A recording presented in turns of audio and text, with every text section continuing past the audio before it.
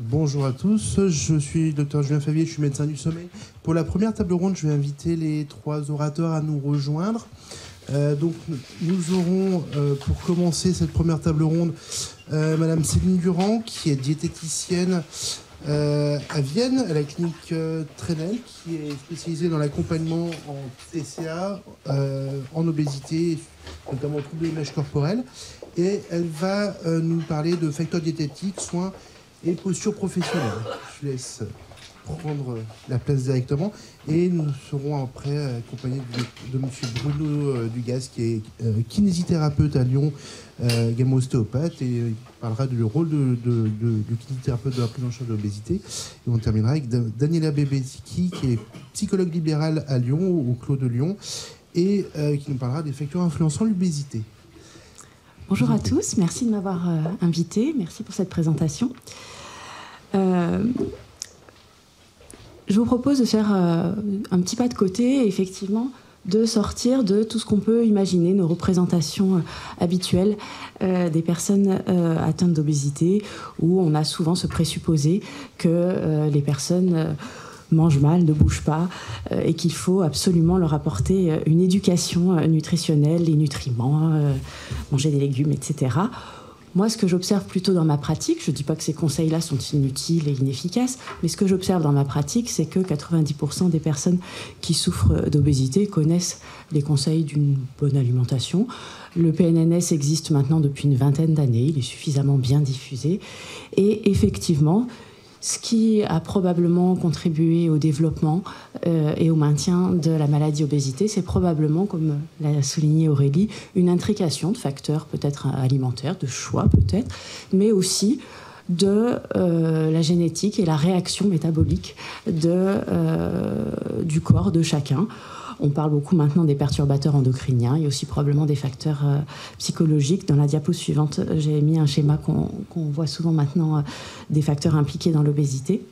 Et finalement, face à tous ces facteurs, quand on a tendance à peut-être des fois surresponsabiliser un peu l'individu, ce qui peut créer beaucoup de culpabilité, de honte, et finalement diminuer son sentiment d'efficacité personnelle dans sa capacité à prendre soin de lui-même. Si on l'accuse en permanence d'être responsable de son obésité, bah forcément, après s'engager dans des soins, ça va être plus difficile. Alors que si on a conscience qu'il y a une multiplicité de facteurs et que peut-être on va accompagner la personne à changer les facteurs qui sont modifiables, qui sont dans sa zone de pouvoir, peut-être que ça donne aussi plus d'espace à mettre en place des actions. Il y a quelques années, on travaillait beaucoup, en tout cas beaucoup de professionnels de santé agissaient beaucoup sur ce que moi j'appelle la pédagogie de la peur. Vous allez mourir, vous allez avoir un cancer du poumon. On voit bien dans les campagnes de la sécurité routière, il y a quelques années, elles étaient très trash. Et on s'est rendu compte que finalement, tout ça, ça avait tendance à être refoulé dans notre cerveau et finalement pas à activer des leviers de changement de comportement. Et qu'être plutôt dans une attitude positive, soutenante, ça favorise la mise en place d'actions pour prendre soin de soi. Bon, j'aime bien cette diapo des facteurs impliqués dans l'obésité qui, je trouve, montre bien le millier ou le million de facteurs qui s'imbriquent ensemble pour constituer et maintenir cette maladie obésité. En termes de posture de soi, je crois qu'on est tous d'accord maintenant dans l'idée que les restrictions alimentaires très drastiques ne produisent pas d'effets bénéfiques sur l'obésité. Globalement, toutes les personnes que l'on accompagne ont déjà fait des milliards de programmes alimentaires, quels qu'ils soient, plus ou moins farfelus, certains très équilibrés, d'autres beaucoup moins. Mais finalement, ça a souvent contribué à entretenir ou favoriser la prise de poids et surtout à déréguler le comportement alimentaire, ce qui est mon cheval de bataille, mais aussi à renforcer ce sentiment d'inefficacité personnelle. J'ai testé un truc, puis ça n'a pas marché, puis j'ai testé un autre truc, ça n'a pas marché. Et finalement, peut-être créer un certain découragement. Je ne dis pas encore une fois qu'il ne faut pas vérifier que les personnes que l'on accompagne n'ont pas un socle de quelques connaissances sur l'équilibre alimentaire. On est tous d'accord sur le fait que ça favorise un état de bonne santé métabolique.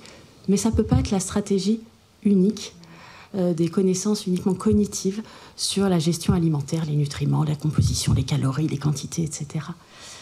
Je pense que c'est aussi utile d'accompagner les personnes dans l'idée de retrouver un rapport sain, régulé, plaisant avec la nourriture, tout en ayant conscience que ça aura un impact probablement favorable sur la santé métabolique, peut-être pas démesuré sur le poids, une fois que la maladie obésité est constituée. Parfois, malgré des changements de comportement de vie, les résultats sur le poids sont parfois très modérés.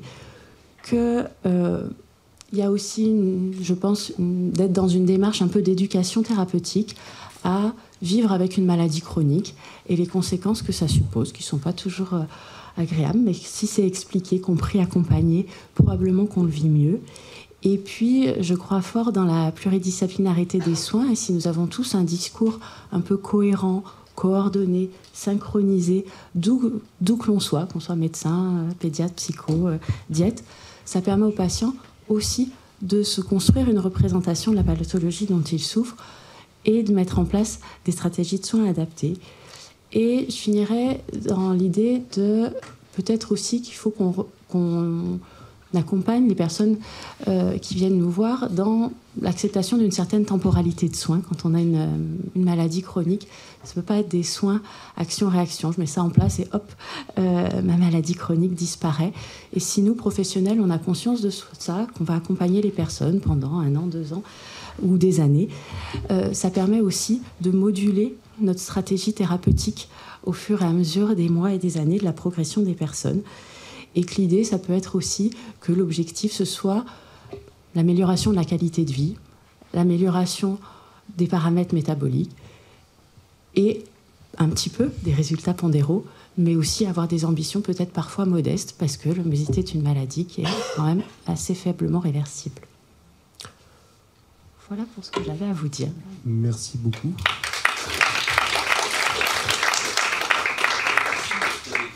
Les questions arriveront après les 3 interventions. J'invite Monsieur Dugast à nous rejoindre. Vous avez un écran de contrôle face à vous. Super, merci. Bonjour à toutes et à tous. Merci à l'URPS Médecins de nous recevoir. Alors oui, on parlait des déterminants de santé qui sont nombreux, complexes, etc. La génétique qui joue un rôle fondamental. On a vu la diététique. Eh bien, maintenant, il y a aussi la révolution de la mobilité qui s'est produite durant le siècle dernier. La sédentarité a pris le pas. On voit bien qu'en l'espace d'1 siècle, à peu près, la personne qui faisait à peu près quotidiennement 8 heures d'activité par jour n'en fait plus que 45 minutes. Donc il y a une vraie problématique par rapport à ça. Autre point aussi, on peut voir qu'il y a eu un rebond de l'obésité sur la dernière pandémie Covid. Donc la sédentarité et puis la venue aussi des écrans ces 20 dernières années a un impact réel sur la vie au quotidien. On peut voir effectivement les adultes passer en moyenne, c'est les données de l'INSERM, 3 heures par jour sur de l'activité de loisirs sur écran. Donc ça a une vraie problématique.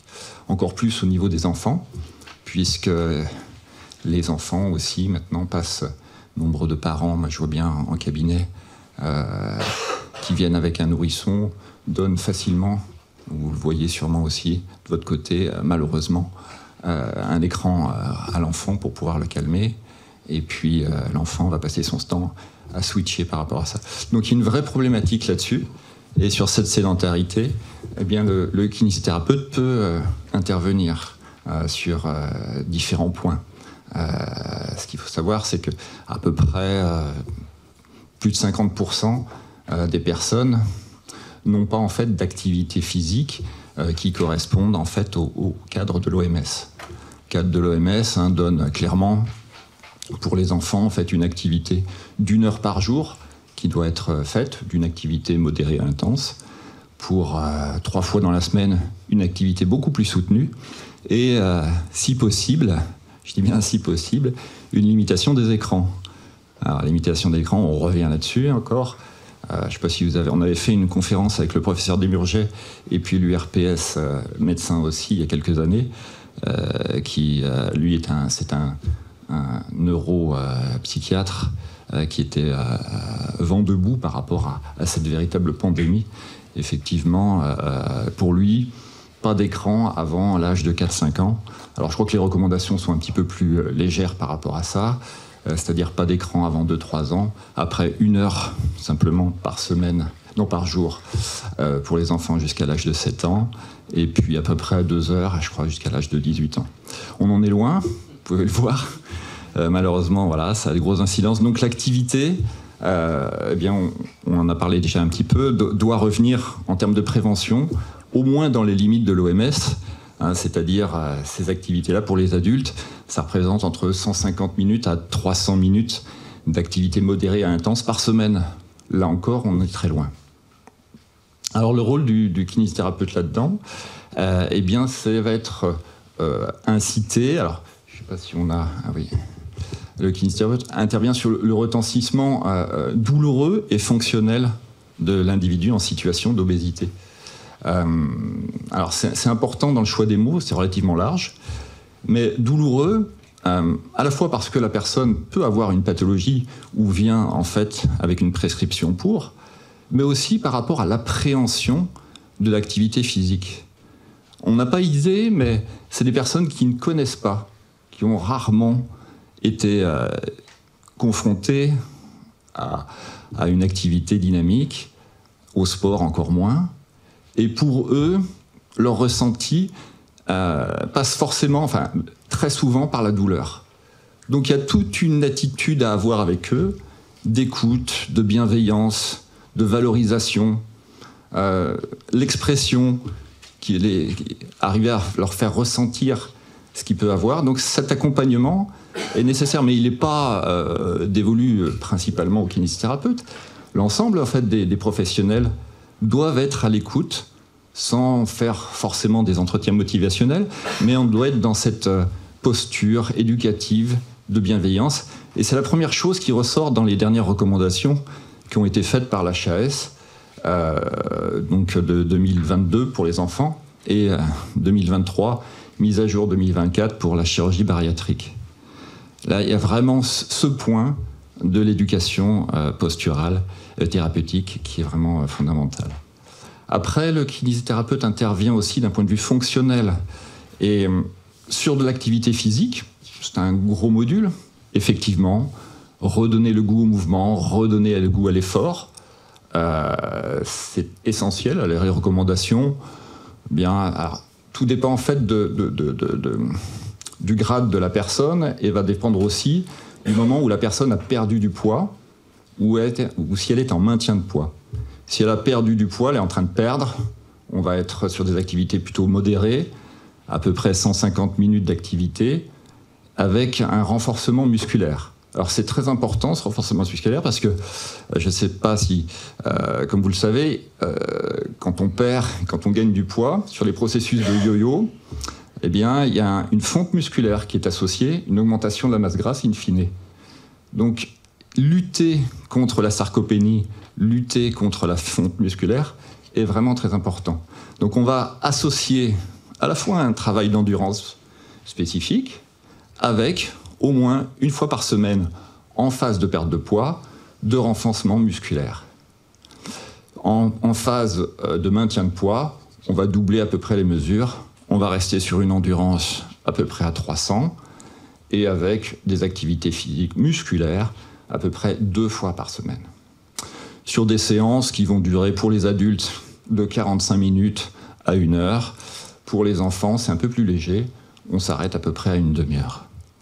Ça, c'est le versus, on va dire, activité physique. Une fois que la personne a retrouvé, et suivant son grade, a retrouvé, on va dire, une mobilité suffisante, on peut passer la main aux éducateurs spécialisés en activité physique. L'autre point qui est important, c'est la rééducation. C'est une maladie effectivement complexe, évolutive, complexe parce qu'elle est associée aussi à un tas de comorbidités.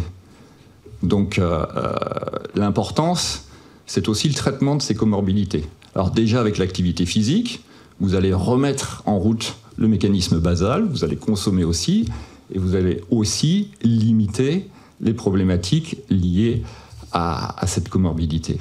travail du foie, travail des reins, etc. Pour l'aspect rééducatif, c'est important puisque non seulement on va avoir un travail postural qui va être intéressant, surtout dans la chirurgie bariatrique, où il y a des transferts de poids qui se font assez facilement. Donc souvent, le suivi va être un suivi postural rééducatif par le kinésithérapeute post-chirurgical. Sinon, on a aussi des prises en charge qui vont se faire sur de la rééducation périnéale pour les adultes et pour les enfants, un travail, puisqu'il y a les études ont pu le montrer, et le docteur Favier pourrait nous en parler, des problématiques en fait, d'apnée du sommeil chez l'enfant qui sont relativement évoluées, importantes, et pour lesquelles elles ont été recommandées, enfin elles ont été visées par l'HAS. On a pu voir l'importance en fait, du suivi oro-maxillofacial en kinésithérapie qui permet de réduire à peu près de 60% les grades d'apnée du sommeil et de ronflement. Donc voilà, pour l'ensemble de ce suivi, voilà, la rééducation est importante, non seulement sur cet aspect douloureux, mais aussi sur l'aspect de prise en charge et rééducatif. Voilà, j'essaie de faire le plus court possible. Je vous remercie pour votre attention. Merci Bruno. Eh bien, j'invite Daniela à nous rejoindre. Donc, bonjour à toutes et à tous. Donc, en tant que psychologue, moi, j'ai choisi de parler de 2 facteurs qui influencent l'obésité. Donc, le premier, vous en doutez tous, c'est la souffrance. La souffrance morale, tout ce qui fait qu'un individu est bousculé dans sa vie sur le plan psychique. On parle souvent d'effraction psychique. Et selon le modèle biopsychosocial, on n'est pas tous égaux face à la souffrance dans la vie. Et tout le monde n'a pas toujours la capacité qui va bien pour rebondir, pour se ressaisir, pour faire face. Donc un individu qui est débordé dans ses émotions, dans la problématique qu'il rencontre, eh bien il ne le fait pas toujours, mais il va chercher en tout cas toujours à calmer cette problématique qui le met en difficulté. Et une des voies qui est possible, c'est la conduite addictive. Voilà. Donc la conduite addictive, on sait que c'est quelque chose qui va créer une dépendance et dans laquelle justement va s'enfermer une personne, alors même qu'elle sait en conscience que c'est pas ce qu'il faudrait qu'elle fasse, eh bien elle n'arrive pas à faire autrement et on va retrouver donc au niveau de la nourriture en tout cas un comportement compulsif, donc extrêmement dangereux pour la personne. Mais si on parle d'addiction, on sait aussi que les addictions, personne ne va vers une addiction parce qu'il va bien, que ce soit au niveau de l'alcool, au niveau de la drogue ou autre, il y a toujours une souffrance derrière et cette souffrance qu'il faut interroger, c'est cette souffrance qu'il faut essayer de comprendre et pour la personne déjà dans un premier temps, mais nous également, d'aider la personne à comprendre qu'elle peut faire quelque chose et qu'il y a quelque chose à faire. Donc voilà pour ce qui était de parler brièvement de la souffrance morale. Et le deuxième facteur dont je voulais parler, c'était les régimes. Alors je ne vais pas en parler beaucoup parce que ça a déjà été bien abordé, mais moi je vais l'aborder sur le plan psychologique, c'est qu'effectivement un régime, c'est une restriction cognitive qui vise à exercer le contrôle mental sur son comportement alimentaire pour maigrir ou tout simplement pour maintenir son poids. Quelle est la conséquence ? La conséquence, c'est que ça altère la relation à la nourriture. Voilà. Donc, la nourriture ou manger devient une difficulté, une source d'inquiétude, de stress même pour certaines personnes, alors même que c'est tout le contraire. La nourriture fait partie des plaisirs de la vie et il faudrait pouvoir justement le vivre en pleine conscience, en étant heureux de manger et en toute liberté. Donc on voit qu'on est vraiment à l'opposé de ce pourquoi l'individu est fait. Donc la conséquence de ces régimes, c'est que à la souffrance du poids va se rajouter la souffrance de l'échec du régime, donc la culpabilité, la désillusion aussi, parce qu'au départ, voilà, quand on dit vous devriez faire comme ça, vous devriez faire comme ça, la personne qui a des kilos à perdre, elle est toute contente, elle dit ça y est, j'ai une méthode pour perdre mon poids. Elle va tenter, mais elle ne connaît pas, elle, ce qui est de la restriction cognitive, donc elle va s'exposer à ça sans le comprendre forcément toujours. Et derrière, il y aura la désillusion, je me culpabilise, je me décourage, je me dis, de toute façon, que je fasse ça ou que je fasse ça, finalement, j'arrive pas à perdre du poids, et donc je continue dans un processus qui me détruit. Parce que souvent, nos patients nous parlent de la spirale infernale des prises et pertes de poids, parce qu'effectivement, perte de poids, reprise de poids, souvent c'est plus, et parfois, c'est ce qui amène une personne qui au départ n'avait que quelques kilos à souffrir un jour d'obésité. Je dis pas toujours, mais parfois. Ça me rappelle que j'ai dépassé les 3 minutes, donc je vais vite conclure. Donc sur ces 2 points, l'idée du psychologue, c'est effectivement d'harmoniser l'esprit et le corps, pas de dichotomie, on est un tout, et ce tout, effectivement, il faut prendre en compte nos émotions, comment on en prend en compte et comment on les comprend et comment on peut aller de l'avant, c'est grâce à l'esprit, et c'est l'esprit, le chef d'orchestre de nos émotions, donc il faut venir l'interroger, aider nos patients à l'interroger et à mettre des stratégies en place. Alors on n'est pas des magiciens en tant que psychologue, mais on va vraiment aider les personnes à comprendre pourquoi ils en sont là sur certains aspects de leur vie et surtout ce qu'ils peuvent faire sans régler complètement le problème, mais peut-être parfois en partie, et redevenir acteurs de leur vie complètement pour retrouver à la fois un certain bien-être, je dis bien un certain bien-être, sur le plan psychologique, et un rapport à la nourriture sain et épanouissant. Je vous remercie pour votre attention.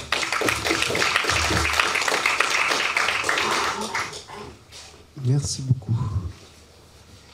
Alors, on va commencer cette table ronde. Est-ce qu'il y a déjà des questions dans la salle ou pas? Bonjour, Yann Matussière, je suis médecin nutritionniste au sein du CSO de la clinique de la Sauvegarde. Alors pour ceux qui ne savent pas ce que c'est qu'un CSO, depuis 2011, la Sécurité sociale, enfin la DGOS a élu 37 centres de référence dans la prise en charge de l'obésité sévère. Donc c'est des centres nationaux. Dans la région, il y en a 4, hein, et la Sauvegarde fait partie d'un de ces 4 centres de référence. Je voulais juste faire une petite intervention pour vous dire merci, parce qu'en 10 minutes, vous avez résumé énormément de choses, en fait, sur le côté complexe de cette maladie chronique, tous les abords intriqués entre causes et conséquences. On sent bien qu'il y a des causes et des conséquences qui amènent dans cette difficulté, en fait, prise en charge de cette maladie.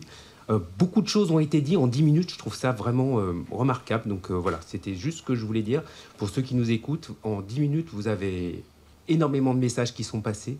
Et je crois que faire comprendre ces messages en fait, aux patients a un rôle déculpabilisant pour qu'ils comprennent qu'en fait, qu'il a une maladie chronique dont il n'est pas complètement responsable.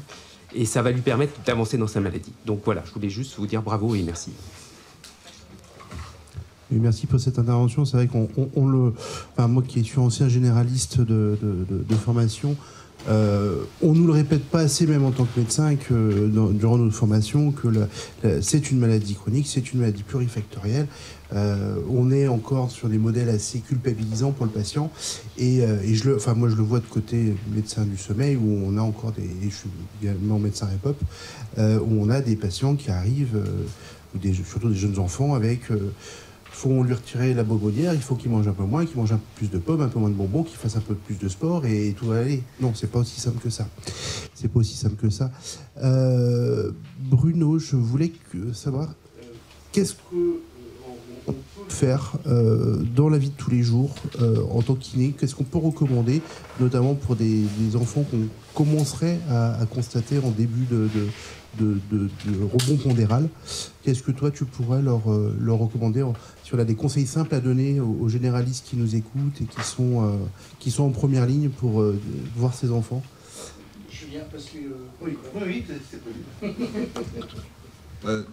Tout simplement commencer à bouger un peu plus, hein, donc ça fait partie des choses qui doivent être conseillées. Alors maintenant, on est un peu plus dans l'air du temps, puisqu'on voit en fait les communications en fait du gouvernement qui jusqu'alors n'avaient pas très peu bougé, où effectivement on était sur des suivis de situations d'obésité avec des plans nutrition santé, avec des plans de prévention, etc. qui partaient, et il y avait aussi tout le côté mobilité qui était un petit peu oublié. Alors heureusement, les Jeux Olympiques sont arrivés. Malheureusement, en fait, le Covid aussi est arrivé, et on s'est rendu compte en fait de l'impact de l'absence ou de la baisse, de la sédentarité et de l'inactivité physique. Alors, la sédentarité, c'est vraiment une situation d'éveil qui est en dessous de 1,5 mètre, voilà. Donc c'est vraiment très léger. On parlera plus d'inactivité physique de la plupart des personnes. Et l'inactivité, c'est tout ce qui est en dessous en fait de l'OMS, des critères que je vous ai donnés tout à l'heure. Donc on a besoin en fait de bouger. Et ben ça va passer tout simplement par des conseils élémentaires, c'est-à-dire aux parents, parce que je suis à côté aussi d'un collège et d'un lycée, et je vois nombre de parents amener leurs enfants, alors que je les connais, ils sont amenés en voiture, je dirais, ils sont juste à 500 mètres. Donc il faut commencer par bouger un peu plus, marcher, faire un petit peu plus d'escalier, des choses élémentaires, augmenter et redonner un petit peu le goût au mouvement. Qui jusqu'à présent est bien passé de côté. Et nous, enfin, en tant que kinésithérapeute, je vois, alors sans parler d'obésité, mais c'est quelque chose qui est vraiment problématique.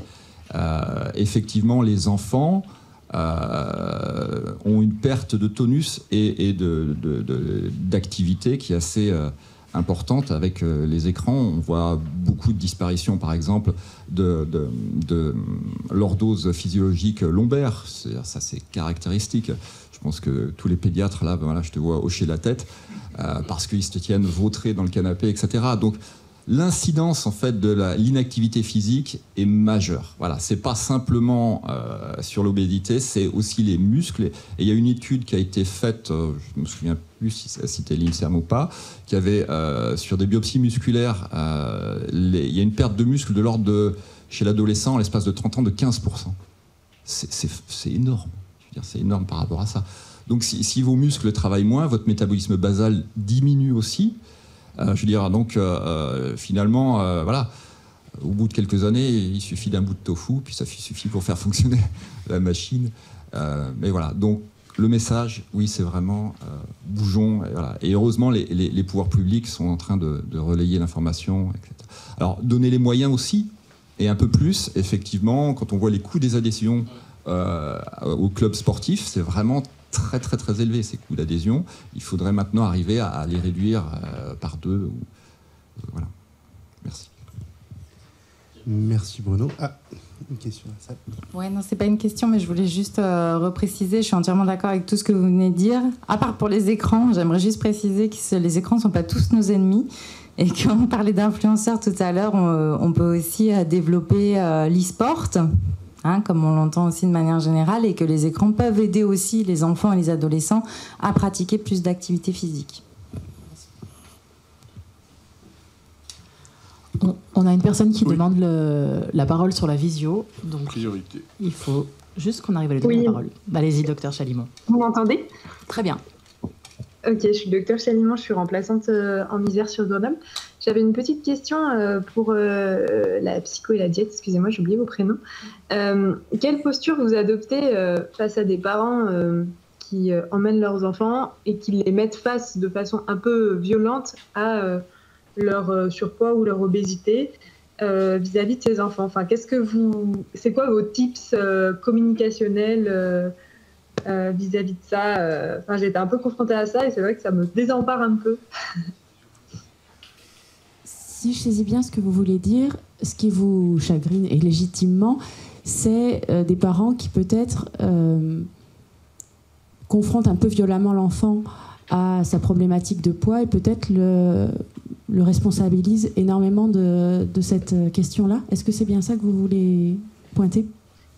Oui, c'est ça. Et puis du coup, c'est un enfant. Enfin, moi, du coup, je leur retourne la question en mode est-ce que tu as envie de parler de ton poids ? Et la plupart du temps, ils sont un peu fermés en mode non, je veux pas en parler. Ils se mettent à pleurer. Enfin, voilà, comment faire pour désamorcer un peu tout ça, quoi. Dans ces cas-là, j'ai tendance à peut-être plus travailler avec les parents et peut-être pendant quelque temps ne pas impliquer l'enfant dans l'accompagnement parce qu'il risque peut-être effectivement d'être un peu surresponsabilisé de sa problématique pondérale. Et les travaux qui me semble-t-il, les plus prometteurs sont ceux sur la dynamique familiale et les changements de comportement alimentaire familiaux. C'est-à-dire que sans stigmatiser l'enfant, tu vas aller 8 fois par semaine au sport parce que tu es gros. Peut-être qu'on peut imaginer mettre en place, à titre familial, le week-end, d'aller faire du vélo, d'aller faire des marches. Peut-être qu'on peut changer un petit peu certaines modalités d'achat alimentaire. Encore une fois, sans que l'enfant soit, lui, mis à l'écart. Tes frères et sœurs vont manger un gâteau, tu vas manger une pomme. C'est fun pour personne. Si on change un petit peu de mode d'achat, un petit peu de présentation des goûters mis à disposition pour tout le monde, en tant que décision parentale, probablement que l'enfant se sent moins responsable, exclu, mis à l'écart, porteur d'une tare qui peut être finalement très douloureuse pour lui. Et puis encore une fois, est-ce que c'est un bon moteur pour les soins de se sentir coupable et responsable d'une dérégulation de mon poids? Est-ce que vous avez des compléments à votre questionnement? Oui, complètement, merci. C'est déjà une piste. Alors moi, en tant que psychologue, je dirais surtout qu'il ne faut pas hésiter non plus, parfois, à avoir un entretien qu'avec les parents et peut-être justement parce que les parents en général aiment leurs enfants. Donc en général, ils veulent tout mettre en place. Je dis bien en général parce que c'est pas toujours le cas malheureusement.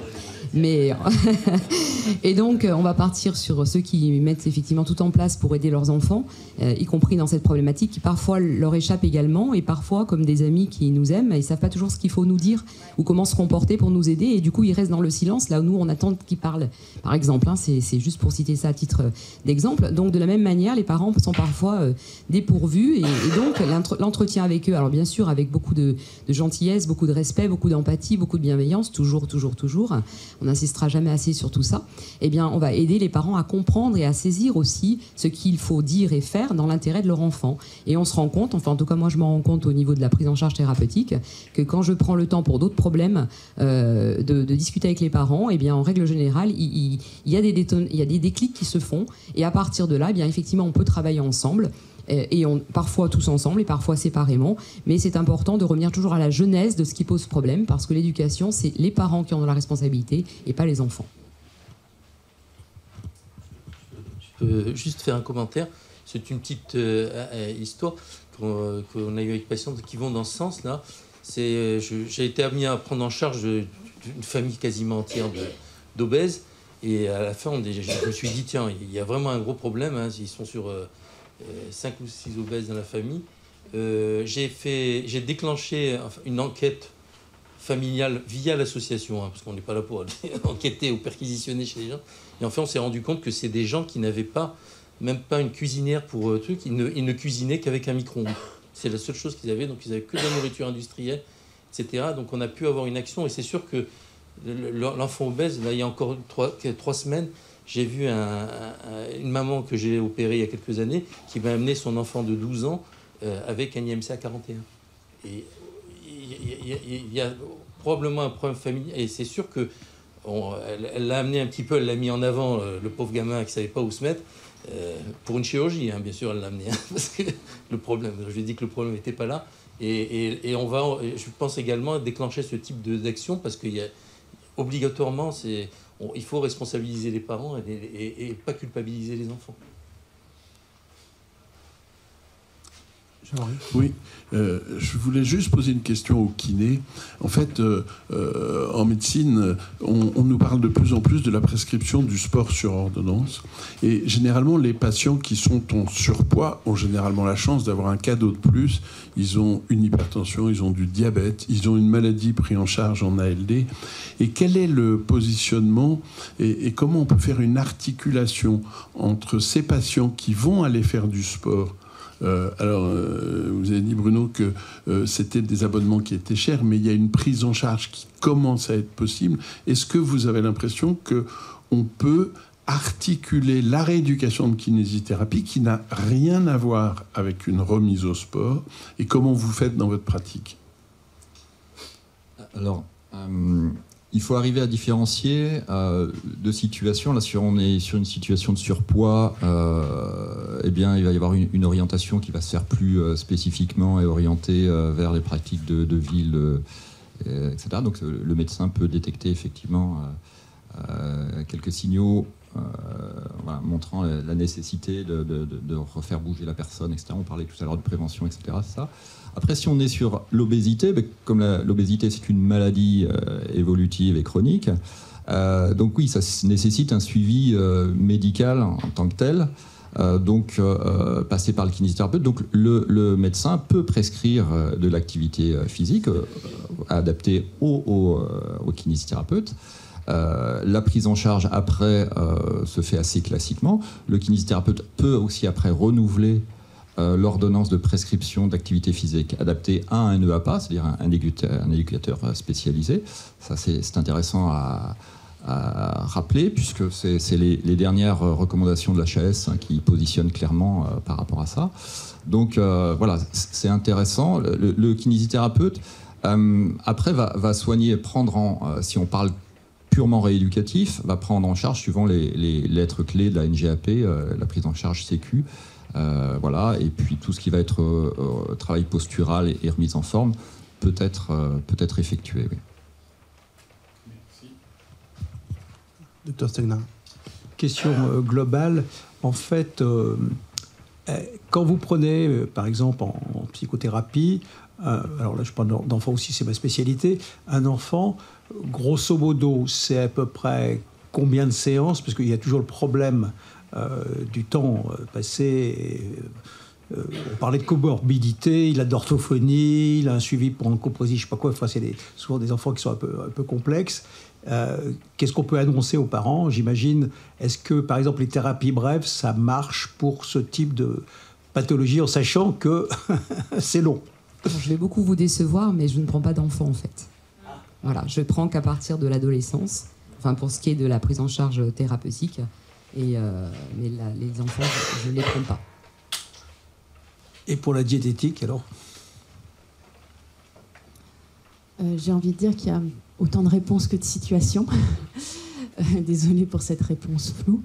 Et que probablement que ce serait intéressant de faire un travail avec l'enfant sur ses choix alimentaires, sur la régulation de son alimentation, aussi avec les parents sur l'offre alimentaire familiale, l'offre de mouvement familial, et puis probablement aussi des temps conjoints, familiaux, sur l'approche, l'environnement du temps de repas, comment on accompagne ça, dans quelle ambiance, et sur quelle discussion autour des repas. Et donc probablement qu'il y aura des temps de consultation avec les uns et les autres. Et la temporalité du soin dépend beaucoup de la problématique, de l'intrication de cette problématique alimentaire avec des facteurs sociaux, avec des facteurs familiaux, culturels. Bon, avec le REPOP, quelques consultations peuvent être prises en charge dans ces dispositifs-là. Je trouve souvent que ces 4 consultations annuelles sont un petit peu insuffisantes pour faire un travail de fond, mais c'est déjà une amorce pour des changements, en tout cas une prise de recul par rapport au fonctionnement habituel.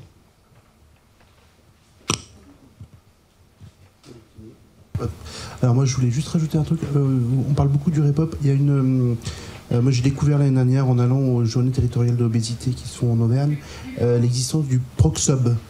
Du PROXOB qui est une prise en charge à domicile et qui est complètement basée, contrairement au REPOP, uniquement en cabinet avec prise en charge de l'enfant et du parent qui vient.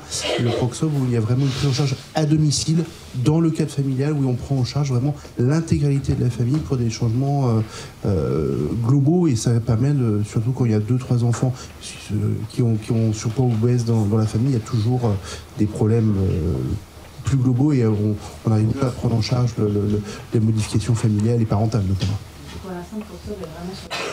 Et le problème, c'est qu'actuellement, le PROXOB n'est que sur l'Auvergne pour le moment, effectivement. Oui. Docteur Adib. Et pour le PROXOB, les gens ne vivent pas ça un peu comme une intrusion?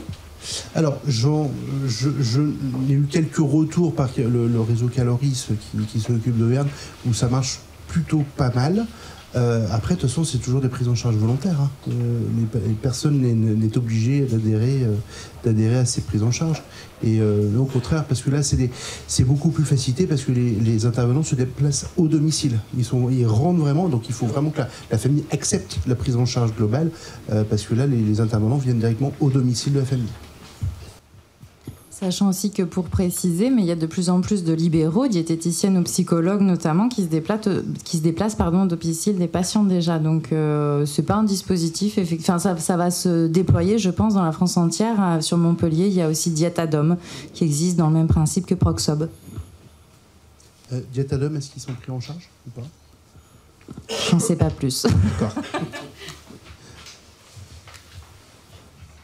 D'autres... Jean, je t'en prie. Une question pour Bruno. J'ai bien aimé ton intervention sur finalement, quand on bouge pas, on devient douloureux. Je crois que les APA disent aussi que de travailler justement sur les articulations douloureuses, enfin les parties douloureuses, ça secréterait des endomorphides. Est-ce que c'est vrai? Est-ce que c'est... Non, mais voilà, j'ai entendu dire ça. Déjà, la première barrière, en fait, c'est de leur donner vraiment le goût au mouvement, et donc il faut arriver à quand on a des personnes en situation d'obésité, à leur faire exprimer par des choses relativement simples ce qu'ils ressentent déjà. Donc soit individuellement, soit en groupe, etc. On va leur demander un peu ce qu'ils pensent du sport, quels sont les bénéfices, est-ce que ça peut leur apporter, etc. Quel est leur ressenti par rapport à ça. Et voilà, il faut arriver déjà à démystifier et pour pouvoir progressivement les remettre en action sur des prioritairement sur du travail en décharge, je veux dire, par rapport à ça. Donc on va utiliser le vélo, on va utiliser le rameur et pourquoi pas aussi la natation pour ceux qui pourraient bénéficier d'une piscine. Voilà, encore que je tiens à dire que sur les piscines, il faut toujours demander l'avis aussi de la personne en situation d'obésité. Vous voyez qu'il y a vraiment une approche qui est vraiment particulière parce qu'elle peut se sentir discriminée, elle peut se sentir... Il y a toujours cette honte. Il ne faut pas oublier aussi que les personnes qui sont dans ce type de problématique sont moins consommateurs de soins que les autres. C'est pour ça aussi qu'il y a pas mal d'échecs. Il y a une durée qui est relativement longue, puisque les prises en charge...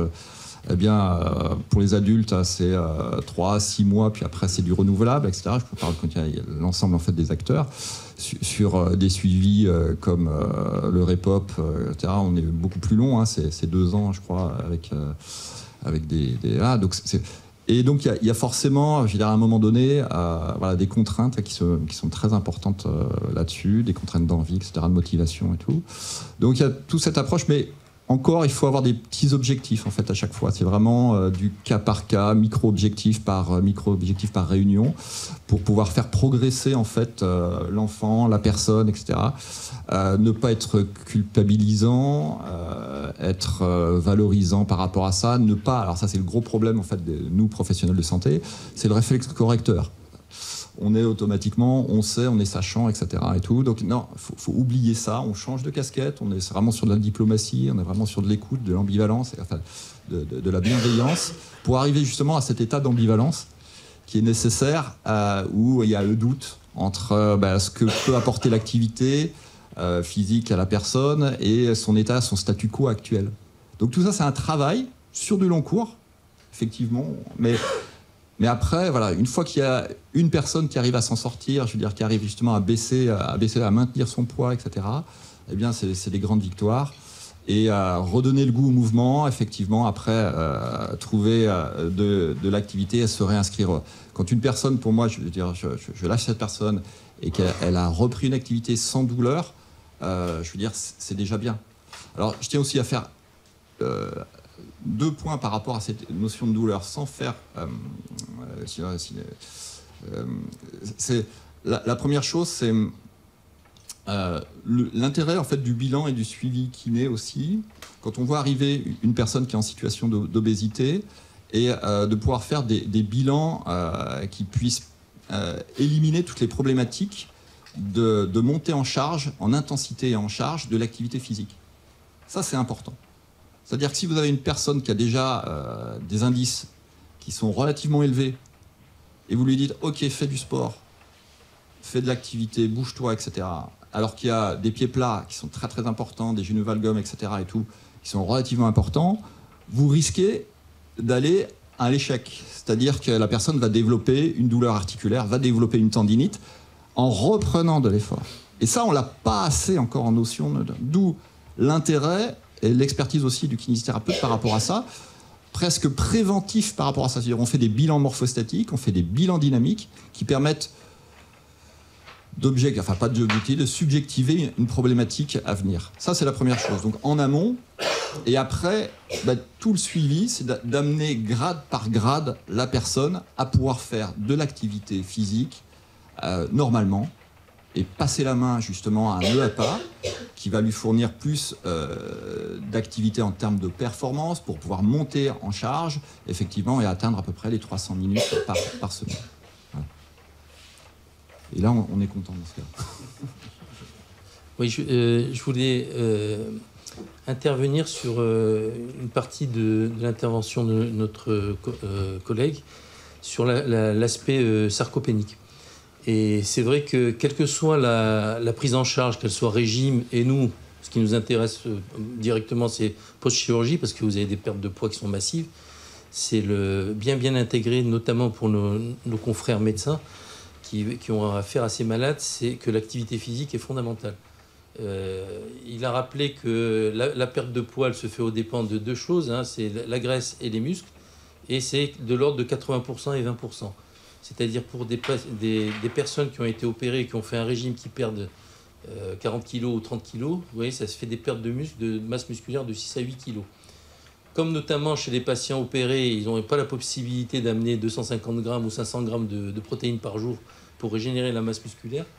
Et c'est ce qui donne d'ailleurs ces états de fatigue. Il est fondamental d'intégrer cela dans la prise en charge. C'est vraiment une action thérapeutique qu'on a.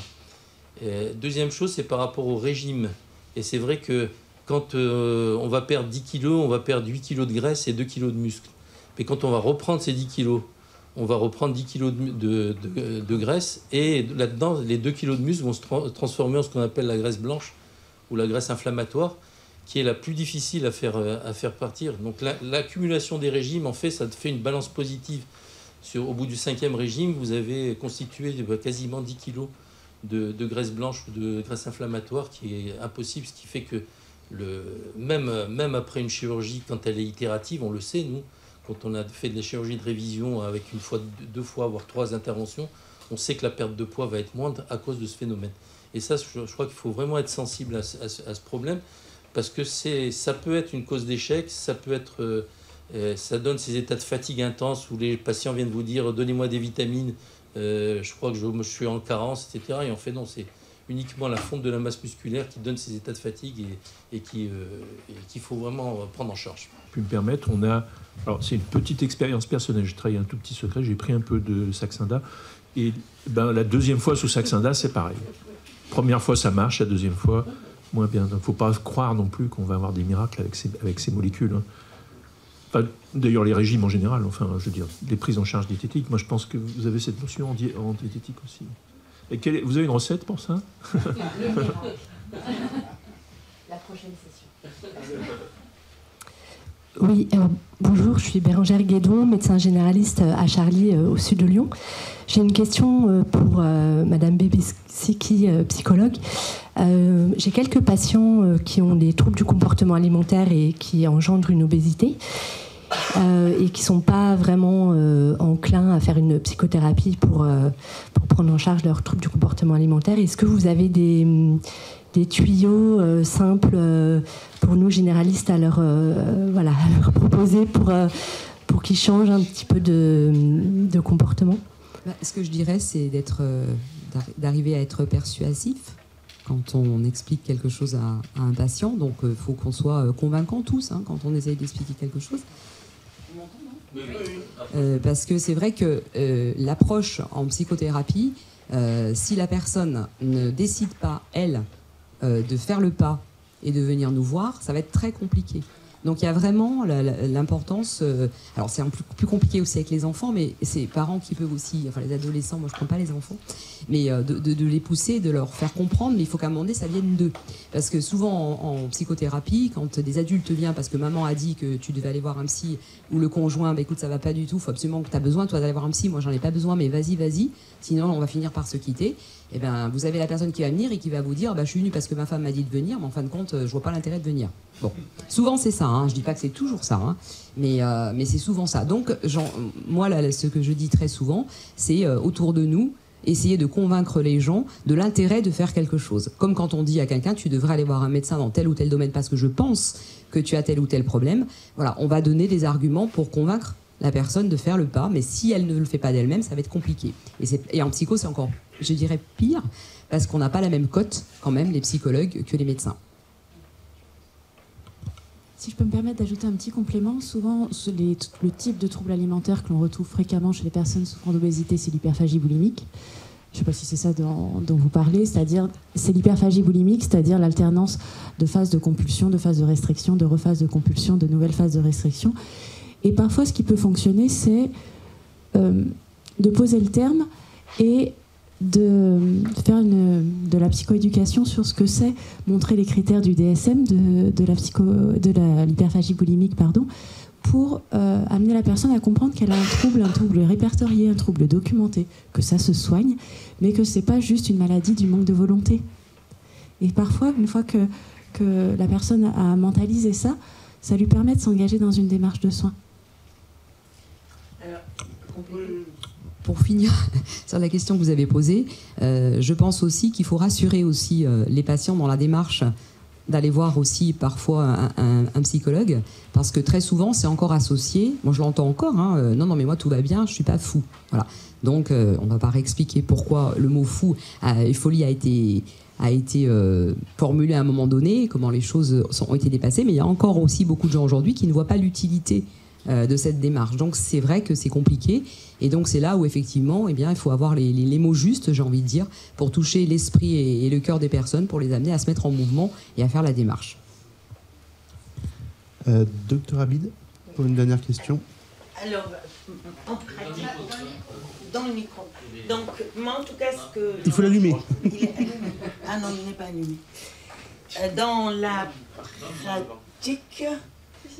C'est bon, il est allumé. Alors, je vais parler dans le micro. Dans la pratique, en fait, les gens, quand on leur dit « oui, je pense qu'il faudra peut-être aller voir un psy et tout », dire ça, les gens se le prennent en plein poire. Et la première réaction, surtout que toi-même, les gens, ils ne sont pas idiots, quand ils ont un comportement alimentaire, ils se rendent bien compte qu'il y a un truc. Mais en fait, moi, je pense qu'il faut dire et accepter que l'enfant ou le parent dise non, et après revenir à la charge en étant moins... Parce que souvent, dans notre façon de parler, on est comme le maître d'école. Redire les choses différemment et revenir à la charge. Et souvent, ça marche. Et je sais pas... voilà. Mais souvent, en tout cas, les enfants, surtout les gens qui sont en obésité stade 2 ou stade 3. Il y a des gens dans la salle. D'accord. Ok. Souvent, les enfants qui sont en obésité stade 2, souvent, il y a quelque chose de psy derrière. On peut manger beaucoup, il y a le métabolisme de base, il y a les habitudes alimentaires, mais souvent, c'est une obésité qui est beaucoup plus simple que quand ça ne va pas dans la tête. Merci, docteur Abid.